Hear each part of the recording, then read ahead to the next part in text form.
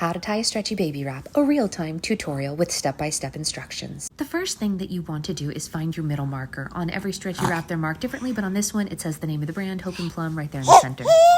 Shake everything out to make sure it's not twisted and place that middle marker right around your sternum. Pull the wrap around your body and then bring one of your hands under to grab the fabric from the other hand and swap hands. Once in the new hands, pull the fabric out to each side of your body and then you're going to want to flip it over your arms so that it comes up and over your shoulders. If it's your first time doing this, it's useful to do it in the mirror so you can see your back like I did, where my shirt was all scrunched. I wanted to fix that. Everything was a little twisted. So now I'm going to do what's called drying your back, where I make sure that the two sides connect and it gets all of the straps evened out as well. Excuse my scream head in the background. So I'm evening out both sides, making sure that the fabric is nice and smooth, because any bumps, lumps, or twists is going to make a less secure wrap in the long run. Better to do it right the first time than have to go back and fix things later. You know what I'm saying? At this point, I want to make sure this tube top looking part of my wrap is as tight as possible. A good rule of thumb is as tight as a swimsuit.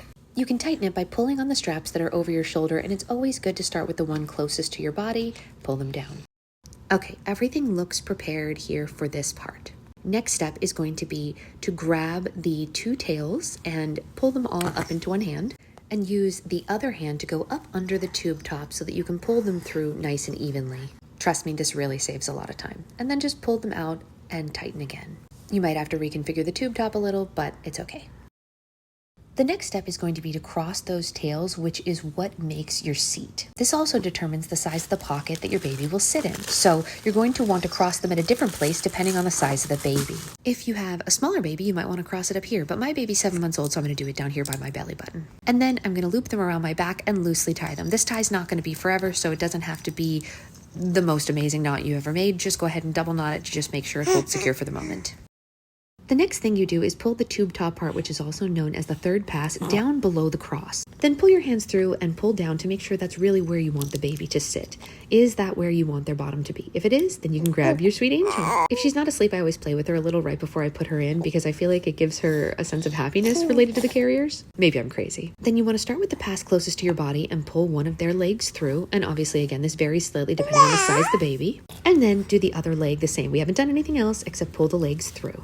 If your baby is smaller or asleep, you can start by settling them where you want them on your body, but because she was wiggle pants this day, I wanted to get her secured in. So I grabbed the pass closest to my body and pulled it all the way across her bottom, okay? So you have to get the part closest to you and pull it across their bottom, cover their bottom completely. See how she's all wiggly turny right now? You really wanted to go from knee pit to knee pit, but I'm gonna fix that again in a second. Wiggle, wiggle, wiggle, wiggle, wiggle. But this is kids, right, you guys? Okay, so then I'm going to go between our bodies and make sure that it goes from knee to knee. You do not want them to be uneven like she was there, but wiggle, wiggle, wiggle, wiggle, wiggle, a 7-month-old. This is real life, right? So if you're seeing this and this happens with your baby, know that it's not just you. Okay, and then I want it up over her shoulder for security, and then I'm going to do the other pass. And we're going to do the same thing with the other one. It really needs to go knee to knee. That's for safety, security, and comfort.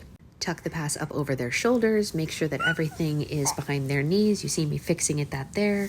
You can readjust as many times as you need until you're comfortable, but this is not the end. You probably see this all over social media, but you cannot stop there. It's still missing that third pass. So you gotta go under, make sure you don't get the waist strap. You want the third pass, which is that tube top part, the part with the middle marker showing, and bring it gently up over each one of their feet. This is obviously easier to do with a smaller baby because their legs aren't quite as long, but you can still do it with this size baby. Make sure that you grab the top edge and pull it up all the way over their body to the nape of their neck. At this point, she's more or less secure. I'm fixing a couple of little things to tweak here and there, and I'm gonna wanna retie the back so that it is officially secured, but everything looks nice and smooth over my shoulders. Those passes are even. She's in a pretty good position. I want her knees up above her bum. While this wrap does support her, this is much easier to achieve with a smaller baby in this kind of wrap. But I can move around. As you can see, she's not going anywhere. She's not falling. She's not really even moving from the position she's at. And so then, of course, we are going to make our more secure knot. I'm tightening anything that needs to be tightened here and retying it again up and around because I wanted it to be, not as long of tails. You can tie it in the back if you want, the front, the side, wherever you feel like tying it. I just put it up under her bum, and then I fixed her knees to be above her bum because you want that nice M shape to support good hip development. And also it takes the pressure off of their knees. If you have a really tiny baby and you want this shoulder to be away from their face, you can flip it around. I don't really need to do that with her for her size because as you can see, she's awake and looking around anyway, but you could do that if you wanted to. There are a number of different things you can do to customize it, but this is the basics. So I can be hands-free, I can go and do a whole bunch of stuff. We can even have a little dance party, her and I, which we do frequently. I'm not a very good dancer, but she loves it anyway. If you have any further questions or would like to see more tutorials, please feel free to drop me a comment on what you're curious about. I hope you have a great rest of your day. Bye, guys. Oh, and I probably should have said this before, but you get way faster at it as you practice. This is just like the way that I did it to go through it methodically for anyone learning, but it doesn't actually take 5 minutes every time once you know what you're doing. Okay, bye-bye.